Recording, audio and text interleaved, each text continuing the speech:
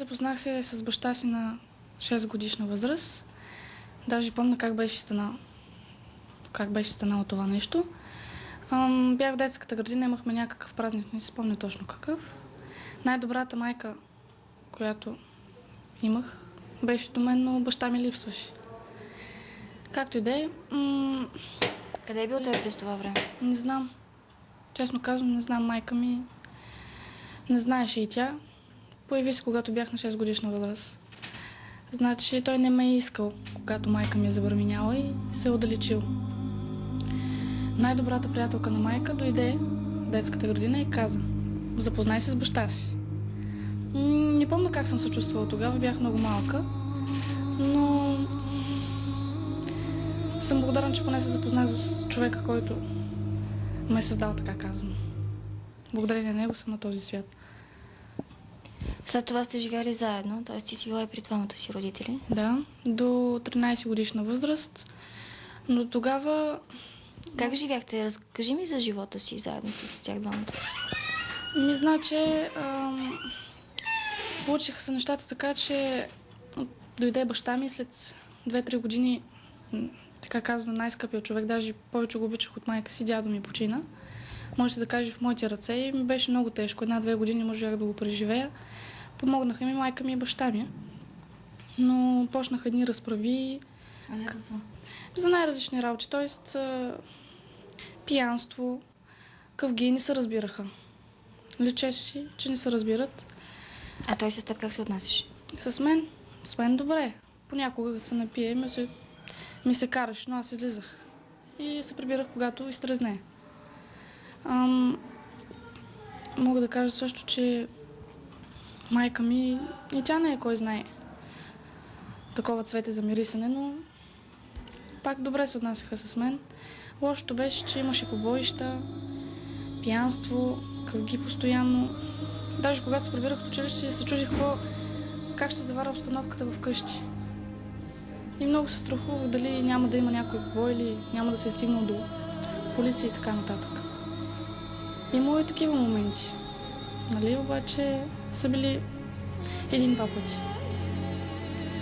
След това станах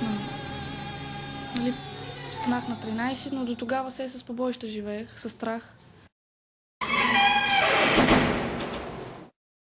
Майка ми реши да замине за друга държава, Гърция.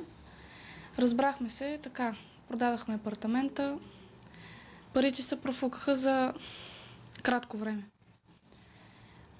Аз от тях видях доста малка част, но това няма значение, нали?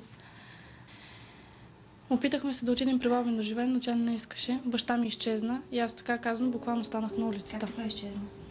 Изчезна. Изведнъж потъна в дън земя.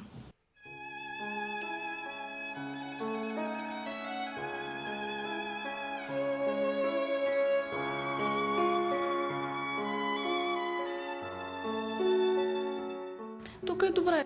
Условията, както виждате, са добри. Не е както да живееш на улицата. Да ви кажа честно, на мен тук повече ми харесва, отколкото вкъщи. Повече ми харесва, защото знам, че няма да има скандали. По-хубаво си прекарвам, защото съм между приятели. Аз много обичам да съм между приятели. Повече ми харесва, отколкото да съм с майка. Чувстваш се спокойно тук? Да. Стига да знаеш как да се отнасяш към другите. А обвиняваш ли родителите си за нещо? Обвинявам ги, че така се получат нещата, че ме изоставиха и двамата. Не може само една страна да е виновна, винаги двете страни са виновни. И баща ми и майка ми имат вина. Можеше и нещата да не се стига до тук, но стигнах. Има кой да ми помогне, има добри хора, не са само те. Колкото могат те да се оправят, ако имат възможност да ме осигуряват парично, така казано. Друго не искам от тях. Достатъчно съм видяла и лошо, и добро. Ако някой ден майка ти или баща ти се обърнат към теб с молба за помощ, ще им помогнеш ли? Ще им помогна, те все пак са ми родители. С каквото мога ще им помогна. Все пак аз ще стана голяма, те ще станат възрастни и ще имат нужда от помощ. А не искаш ли да имаш нормално семейство, истинско семейство? Искам. но не се получава нещо. Гледам други мои приятелки и приятели, които семействата им, така казано, не може да се каже, че са перфектни, но са добри. Защото родителите работят, няма къвги, разбират се с децата си. Ами, вярвам, майка ми, баща ми до някой степен ме обича, все пак съм им дете. Винаги е така. Не мога да кажа, че не ме обича, защото знам до една степен, че е вярно. Май ти си иска да я вярва. Иска ми се.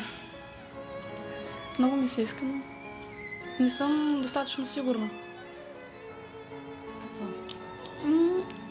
Че изпитва някакви чувства, т.е. обич към детето, т.е. към мен. Защото не са го показали, щом са ме изоставили двамата. Значи какво? Значи не са достатъчно заинтригувани от това, че... Да, има дете. Трябва да си грижат за него. Да. В това положение, което сме ние, децата от пансиона, не може да се оплачем от нищо. Аз знам, че това няма да се случи скоро. Даже и може да не се случи. Да имам семейство, в което да знам, като се прибера, че ще са добре обстоятелствата. Че ще имам майка, която да ми пита как съм прекарала деня, какво ми се прави, яде ли ми се, да си науча, гледа ли се телевизия, да излезем ли. Знам, че няма да се случи и затова съм доволна от това, което имам. Разкажи ми за семейството, което ще имаш. Ами, мечтая си да имам добър мъж, така казано. Децата да ми са щастливи. И ще направя всичко възможно да е така. Ще им предоставя шанс, който аз съм нямала.